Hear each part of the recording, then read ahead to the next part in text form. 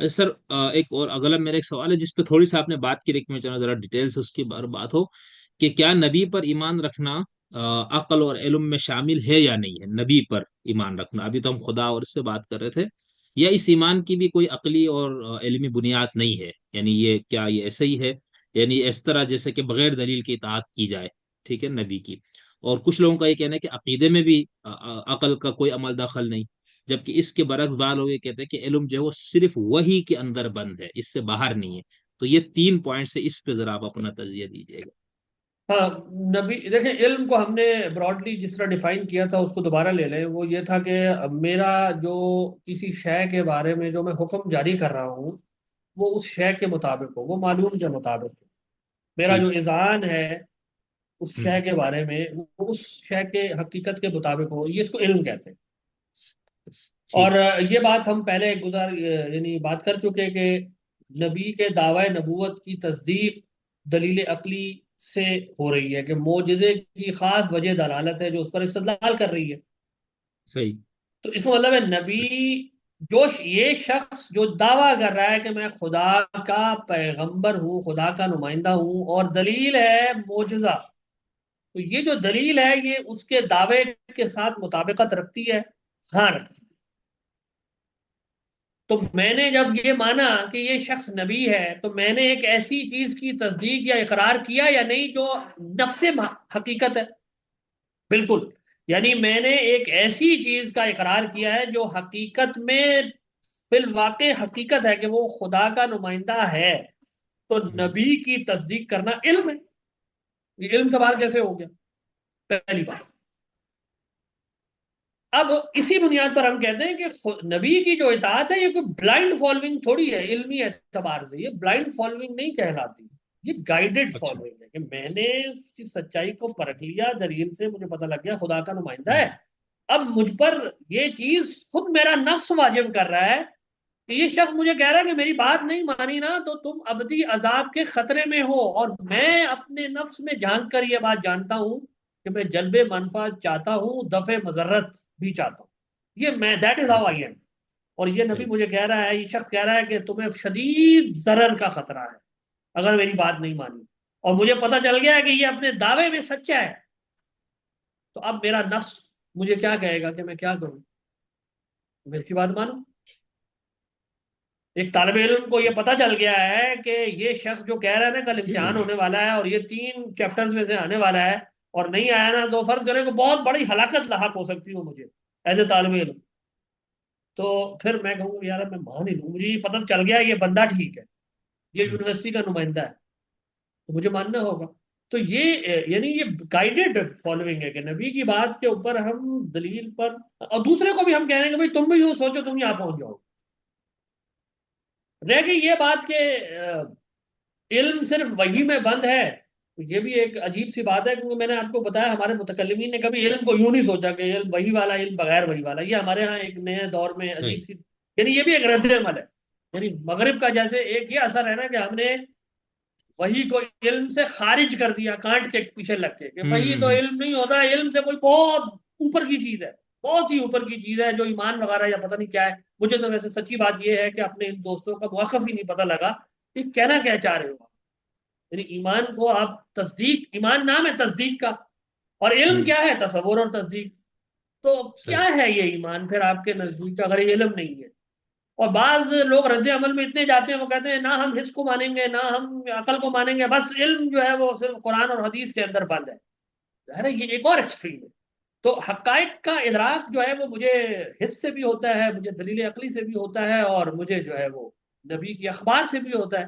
آپ دیکھیں امام ماتریدی سیدھا سیدھا لکھ رہے ہیں علم کے یہ 3 دلائل ہیں، یہ 3 ذرائع ہوتے ہیں۔ تو یہ پتہ نہیں ہمارے ہاں یہ جو خیالات آ گئے ہیں کہ نہیں وہی کے اندر ہی صرف علم، یہ دونوں ریئیکشن ہیں اور یہ دونوں رد کرنے لائق ہیں۔ یا ہو سکتا ہے ان کا کوئی تصور علم مختلف ہو، یہ جو حضرات کی میں یہ یہی بات کہہ رہا ہوں کرتے ہیں۔ کہ میں نے کہا نا کہ مجھے نہیں معلوم یہ کہنا کیا چاہ رہے ہیں، کہ تو یہ بتائیں صحیح۔ ہمیں۔ یعنی صحیح۔ متکلمین تو یوں گفتگو کرتے۔ ٹھیک۔ ٹھیک۔ ٹھیک۔ اچھا سر، اگر آپ نے جیسے کہا کہ خدا کا وجود اور اس کی چند صفات جو ہے نا اس کو ہم عقل سے وہ معلوم کی جا سکتی ہیں، تو پھر نبی کی کیا ضرورت ہے اس حوالے سے؟ تو پھر نبی کی بھی ضرورت نہیں رہنی چاہیے؟ دیکھیں نبی یہ سوال اصل میں پیدا کیوں ہوا ہے؟ یہ سوال پیدا ہوا ہے حکم عقلی اور حکم شرعی کا فرق نہ سمجھنے سے۔ حکم صحیح عقلی جیسے میں نے کہا یہ ہے کہ میں یہ بتاؤں کہ شے کیسی ہے اور اس کے خصائص ٹھیک کیا صحیح ہے اور اس کے کیا خصائص ہیں، یہ حکم عقلی ہے۔ ٹھیک حکم شرعی یہ ہے کہ کس چیز پر ثواب ہوگا اور کس چیز پر عقاب ہوگا۔ آپ یہ بتائیں 2 + 2 = 4 ہوتے ہیں، شکیل صاحب مجھے یہ بتائیں اس سے زیادہ کوئی ایسی چیز ہے جس کو آپ قطعی سمجھتے ہو؟ آپ کہیں گے آنے وہ نہیں یہ بالکل ریاضی ٹھیک بات ہے، یہ آلموسٹ اتنی قطعی ہے کہ میں اس کے خلاف اگر کوئی کہے نا 2 + 2 = 5 ہوتے ہیں تو وہ میں کہوں گا پاگل ہے۔ لیکن اگر کوئی شخص یہ کہے اور صبح شام یہ ورد کرتا رہے 2 + 2 = 3 ہوتے ہیں، 2 + 2 = 5 ہوتے ہیں، ہم کہیں گے پاگل ہے۔ لیکن کیا آپ یہ بھی کہیں گے کافر ہے، ابدی عذاب تمہیں ملے گا؟ ہاں یہ کہیں گے اس کو آپ؟ نہیں، نہیں کہیں گے۔ کیوں؟ اس پہ کیونکہ آپ کہیں شریعت گے کہ ثابت ہو گیا۔ شارع نے اس کا تقاضا نہیں کیا ہے، اس کے اوپر نہیں کہا کہ میں ہوں تمہیں عذاب دوں گا۔ ہوں یہ حکم شرعی ہے، ہم کہیں گے اس کے اوپر صحیح وہ حکم شرعی نافذ نہیں ہو باوجود اس کے کہ بہت قطعی ہے۔ اچھا بعض چیزیں اتنی قطعی نہیں ہیں، حکم ہوں عقلی کے اعتبار سے اتنی قطعی نہیں ہے، لیکن ہم کہتے ہیں اگر اس کا انکار کرو گے نا تو ابدی عذاب ملے گا تمہیں۔ یعنی حکم عقلی کے اعتبار سے آخرت کا ہونا واجب نہیں ہے، یعنی صحیح مرنے کے بعد زندگی ہونا حکم عقلی کے اعتبار سے ہو بھی سکتی ہے نہیں بھی ہو سکتی۔ امکان ہے صحیح لیکن نبی نے آ کر جب بتا دیا کہ یہ ہوگی، اور میں نے نبی کی متواتر نصوص میں بہت ساری نصوص میں اس کو پڑھا اور وہ اتنی کلیئرٹی کے ساتھ ہے کہ دوسرا امکان نہیں ہے تشریح کرنے کا، تو میں کہوں گا اب نبی کے بتانے کی وجہ سے آخرت کا وجود واجب لے گئی رہی ہے، یعنی یہ ہو کر رہے گا۔ اب اگر ہم کہیں گے اس کا کوئی انکار کرے گا نا وہ صرف پاگل نہیں ہے، ہم اس کو کہیں گے یہ کافر ہے، یعنی یہ ابدی عذاب کا مستحق ہو گیا۔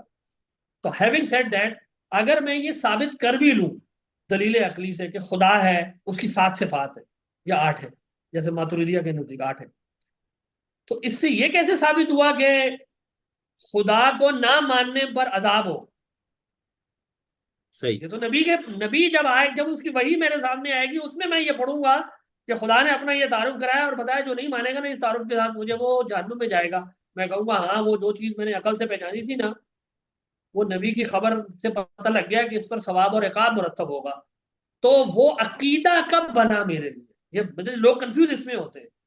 کوئی بھی چیز میرے لیے عقیدہ تب بنتی ہے جب اس کے ساتھ ثواب اور عقاب کا تصور جڑتا ہے، صحیح اور وہ عقل سے نہیں جوڑ رہا، وہ تو نبی کی خبر سے جوڑ رہا ہے۔ تو ٹھیک یہ ایک عجیب سی کنفیوژن ہے کہ اگر عقل سے ہی خدا کے بارے میں پتہ چل گیا تو نبی کی کیا ضرورت ہے؟ تو بھائی یہ کیا بات ہوئی؟ یعنی نبی نے جتنی باتیں تمہیں بتائی ہیں وہ کوئی عقل سے اس میں سے کوئی معلوم نہیں ہو سکتی۔ سینکڑوں چیزیں قرآن اور حدیث میں ایسی ہیں جن کے بارے میں انسان عقل سے ایک رائے رکھتا ہے، لیکن صحیح شریعت نے اس کے ساتھ آ کر ایک حکم جوڑا ہوتا ہوں ہے اس طرح ثواب ملے گا۔ تو یہ دو چیزوں کو متکلمین الحمدللہ اتنے واضح ہیں اس معاملے میں۔ آپ قاضی باقلانی کی کتاب پڑھیں تقریب والارشاد، وہ کہتے ہیں حکم عقلی الگ ہے، حکم شرعی الگ ہے، یعنی خدا ٹھیک کی صفات وغیرہ یہ سارے احکام عقلیہ ہیں، اور حکام شریعہ یہ ہیں کہ ہم یہ 5 ہوتے ہیں، یعنی آپ دیکھیں حکم عقلی 3 ہے: واجب، ممکن، محال، اور احکام شریعہ 5 ہیں: 5 ہے واجب، واجب یہاں فرض شرعی والے والا، فرض واجب والا ہے یہاں، وہ عقلی جی جی واجب جی والا معنی میں نہیں ہے۔ آپ کے لیے نہیں واجب، مندوب، اباحت مباح، اور مکروہ اور حرام حرام، وہ کہتے ہیں یہ جو 5 احکام ہیں کسی چیز کے بارے میں یہ نبی کی خبر سے آتے ہیں۔ یعنی صحیح اشاعرہ تو آپ دیکھیں اتنے اوپن ہینڈڈ ہیں اس معاملے میں، یعنی وہ تو یہ بھی کہتے ہیں کہ اگر خدا یہ نہ، نبی یہ کہے نا کہ ہمیں کہ خدا کہتا ہے کہ تم نے صبح شام مثال کے طور پر، تو یا تم نے یہ کہنا ہے کہ خدا 10 ہے، تم نے صبح بھی یہ کہنا ہے اور شام کو بھی یہ کہنا ہے کہ خدا 10 ہے، اور ایسا کہنے والوں کو میں ثواب دوں گا، تو وہ کہیں گے ہمارا عقیدہ یہی ہوگا کہ خدا 10 کو ثواب ملے گا، خدا 10 کو ٹھیک ثواب ملے گا۔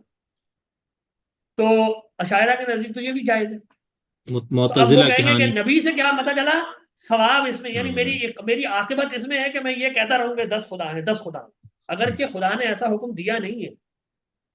میں سمجھانا یہ جا رہا ہوں کہ یہ جو لوگ اس طرح کی کنفیوژن پھیلاتے ہیں وہ حکم عقلی اور حکم شرعی کا فرق نہیں سمجھتے، وہ عقیدے کا لفظ بولتے رہتے ہیں، انہیں پتہ نہیں ہوتا بھائی عقیدے سے مراد ہوتی ہے جس چیز کے ساتھ، جس تصور کے ساتھ ثواب اور عقاب وابستہ ہوگا، اور صحیح وہ صرف نبی سے آتا ہے، تو نبی کی ضرورت پھر بھی مطلب قائم رہے۔